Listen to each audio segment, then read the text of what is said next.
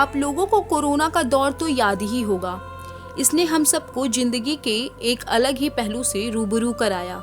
कहीं पूरी तरह से लॉकडाउन लगा तो कहीं आंशिक तौर पर, लेकिन जहाँ जहाँ लॉकडाउन लगा वहाँ का घटता वायु प्रदूषण, साफ पानी, शांत वातावरण और खुली हवा में सांस लेते लोग, इसने दुनिया की एक अलग ही तस्वीर पेश की। इसने बताया कि अगर हमने विकास की अंधी दौड़ में प्राकृतिक से छेड़छाड़ की तो इसका खामियाजा हमें जरूर भुगतना पड़ेगा।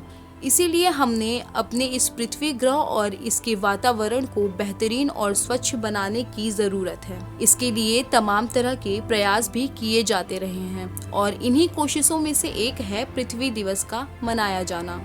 हर साल 22 अप्रैल को दुनिया भर में पृथ्वी दिवस मनाया जाता है। इसे पहली बार 1970 में मनाया गया था। इसका मकसद पर्यावरण संरक्षण के प्रति लोगों को जागरूक बनाना है। इससे पहले पृथ्वी दिवस 2 अलग अलग मौकों पर मनाया जाता था, जहां 21 मार्च को अंतर्राष्ट्रीय पृथ्वी दिवस मनाते थे, जिसे संयुक्त राष्ट्र संघ की मान्यता प्राप्त थी, तो वहीं 22 अप्रैल को महज पृथ्वी दिवस मनाया जाता था।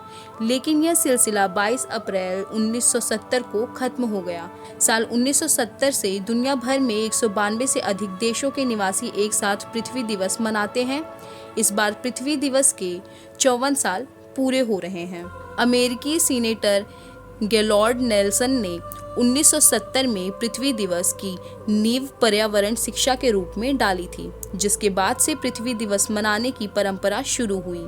अमेरिका में इस दिन को ट्री डे के रूप में भी मनाया जाता है। नेल्सन द्वारा इस मुहिम को शुरू करने के बाद उन्हें फादर ऑफ अर्थ डे के नाम से जाना जाने लगा।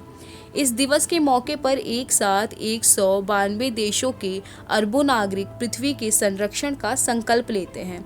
गौरतलब है कि इस दिन उत्तरी ध्रुव में वसंत तो दक्षिणी ध्रुव में शरद ऋतु होती है। पहले पृथ्वी दिवस के बाद पर्यावरण को बचाने की मुहिम पूरी दुनिया में शुरू हुई। संयुक्त राज्य अमेरिका में कई पर्यावरणीय कानून को अमलीजामा पहनाया गया। साफ हवा और पानी से जुड़े कानून वजूद में आए और साथ ही लुप्त प्राय प्रजाति अधिनियम को भी क्रियान्वित किया गया।